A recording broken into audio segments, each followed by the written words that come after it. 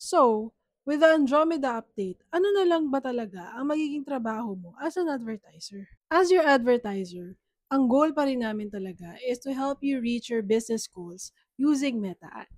But because of the Andromeda update, mas kailangan namin gumawa ng maraming creatives para i-test ni Meta.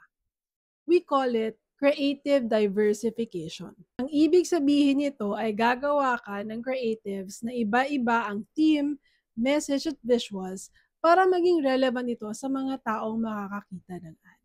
Sige, balik tayo sa example natin ng isang hotel sa Iloilo na may beachfront. As an advertiser, ang gagawin natin ay gagawa tayo ng iba-ibang ad para sa iba't ibang klase ng tao. Pwedeng may ad tayo para sa mga taong ayaw ng lumabas ng hotel para magdagat.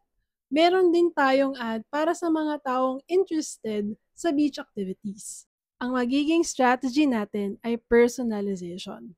Bawat ad ay dapat maging relevant sa specific target audience mo.